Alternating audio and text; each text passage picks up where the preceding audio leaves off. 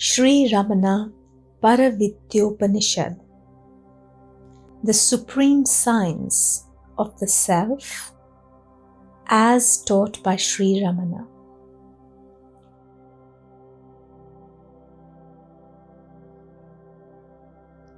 In Uladu Narpadu Anubandhanam, Bhagwan has stated, a sincere and wide-awake aspirant may even bewail the barrenness of result of his theoretical knowledge, saying, "Oh, the illiterate ones are better off than I am." Such lamentations abound in the writings of the great saint Tayumanavar. Indeed, this theoretical conviction is only belief, not knowledge. This theoretical knowledge is styled inferential knowledge, as of a thing absent. But the self is never absent. How can inferential knowledge of one that is ever present be true knowledge? Logicians distinguish between knowledge that is either direct or inferential.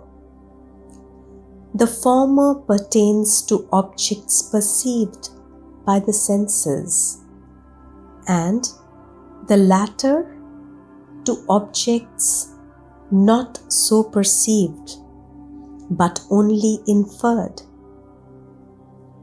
But for the reasons stated in this verse, there can be only direct experiential knowledge of the self, and hence the self is never the subject matter of inference. Descartes' famous preposition, "I think, therefore I am," is unsound for this reason. The self shines by its own light of consciousness and not by any other light. Also, knowledge by sense perceptions is not really direct, that is, immediate, but only functions through a medium, a sense organ. The self, being consciousness, needs no medium. The ignorance causing bondage is just the mistaken experience that takes the form, "I am the body." How can such ignorance come to an end except by the awareness, "I am the pure consciousness"? Illusory experience can cease only by the illusion-free experience. That is the reason why learned men still remain in ignorance and bondage. This theoretical knowledge is only intellectual, but the intellect has no access to the real self. Just as evil spirits are ironically styled as good people, so this ignorance is styled knowledge. In Sanskrit literature, the term good people is used ironically to designate evil spirits, the asuras or rakshasas. When a man scorched by the sun becomes cooled by bathing in a mirage, or when one succeeds in cooking food on a painting of a fire, then one may attain deliverance by theoretical knowledge.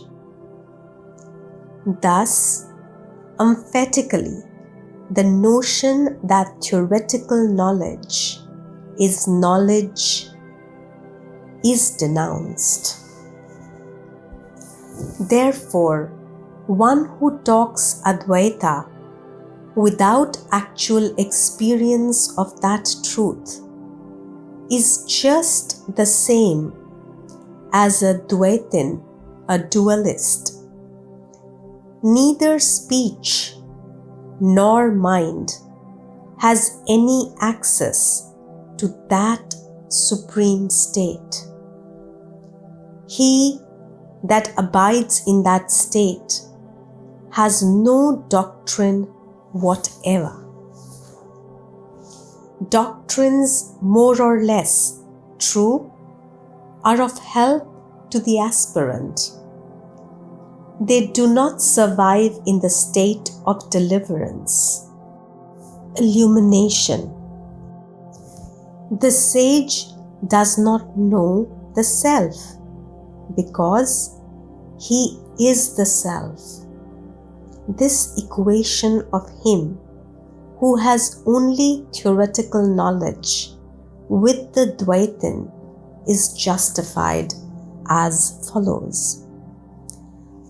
Those who think of themselves as Advaitins say, from intellectual conviction alone, that the world is unreal, miserable, and inert, unconscious. Others, professing Dvaitins, say otherwise, but in the result, all are alike. That is, all are in bondage and suffer the evils of samsara. They all act as if the world were real. It is only the one supreme reality that appears as the three, namely the world, God, and the soul. But asserting this as a doctrine is not right awareness. Right awareness is just the death of the ego. We have seen before that right awareness, the experience in the supreme state of the real self as pure consciousness, is mind-free. Now, we learn that it is also egoless. The natural state is therefore also called the egoless state. Indifferent to the actual experience of the real self, the sectarians affirm their dogmas with fanatical vehemence, saying, there is a reality, there is none. It has a form. It is formless. It is one. It is twofold. It is neither. All the main creeds are here briefly enumerated. Among these, even the Advaitic doctrine is mentioned to show that mere adherence to a doctrine even though it is true, is useless. The last creed, it is neither, seems to be an intermediate creed between the Advaitic and Dvaitic, which is to the effect that the soul is different from God and yet part of God. These creeds are possible because of continuing ignorance and an indifference to the quest for the real self. The disputants resort to logic in order to establish their own creeds as the true ones. But logic is inconclusive. There is no end to logical discussions, for logic does not come to rest anywhere. The Supreme transcends the world.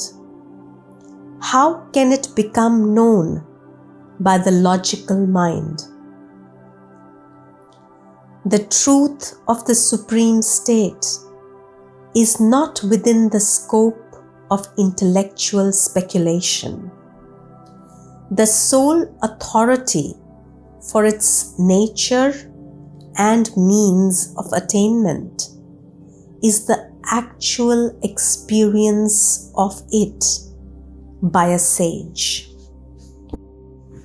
Logic can proceed only through facts given by worldly experience, which is tainted because its parent is the primary ignorance. Until one attains that state by the same experience, one has to rely on the authority of a competent guru. The attitude of the sage to the diverse creeds is stated next. Since the sage has no creed of his own, he never engages in useless discussions. All creeds are approved by him. He does not seek to unsettle the faith of anyone. All creeds are like paths leading to the same goal. So, the sage does not seek to impose any faith on anybody, but helps everyone to follow the path that he chooses for himself. It is the sadhana that is of value, not the beliefs. Therefore, the aspirant should, with a mind at peace, cease from hatred of other faiths and from all disputation, and engage in sadhana as taught by his own faith, intent on winning deliverance. Om Namah Bhagavate Shri Arunachal Ramanaya.